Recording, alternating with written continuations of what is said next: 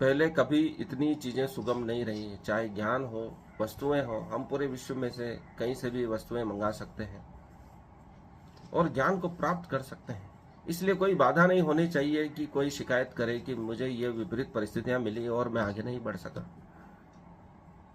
Online के माध्यम से हम पूरे विश्व में से कहीं से भी ज्ञान प्राप्त कर सकते हैं और जो चीज़ें विषय समझ में नहीं आ रहे उसको हजारों अध्यापकों द्वारा समझकर अपने बुद्धि को प्रखर कर सकते हैं, विचारों को आगे बढ़ा सकते हैं, वैज्ञानिक शोधों को आगे बढ़ा सकते हैं, रिसर्च कर सकते हैं, नई नई खोजें कर सकते हैं, समाज को एक बेहतर पृथ्वी देकर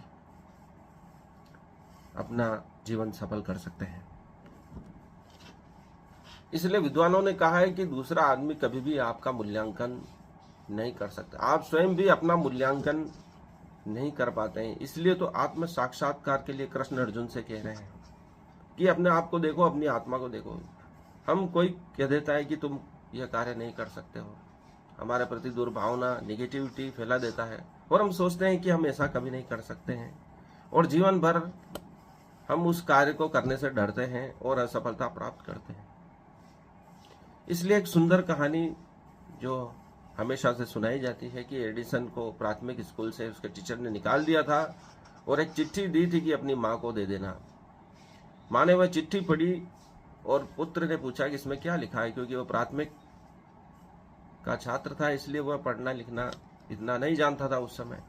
तो माँ ने कहा कि तुम इतने नायाब हो, इतने उत्कृष्ट हो, प्रतिभाशाली हो कि वह टीचर योग्य नहीं है तुमको पढ़ाने के लिए, इसलिए घर पर रहकर ही तुमको पढ़ाया जाना उचित रहेगा, क्योंकि टीचर में इतनी क्षमता नहीं है।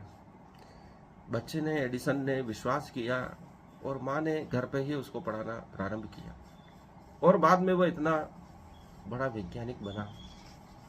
उसने हजारों आविष्कार किए, बल्ब सहित कई महत्वपूर्ण आविष्कार किए, बिजली का आविष्कार किया, डीसी करंट का आविष्कार किया, ऐसे कई महत्वपूर्ण ग्रामोफोन इत्यादि में सुधार कर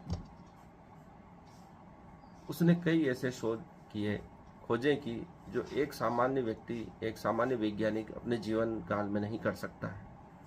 पूरा जीवन उसने वैज्ञानिक शोधों में, खोजों में, वैज्ञानिक रचनाओं में अपना जीवन बिता दिया, क्योंकि उसके पीछे एक माँ की प्रेरणा कार्य कर रही थी। हम बच्चों को जैसा कहते हैं वे वैसे ही बनते हैं। यदि हम उनको नाकारा कहेंगे तो वे नाकारा निकलते हैं। यदि हम उनको प्रोत्साहित करते हैं, लगातार जो भी कार्य कर रहे हैं उसमें आगे बढ़ने की प्रेरणा देते हैं, तो वे अवश्य आगे बढ़ते हैं।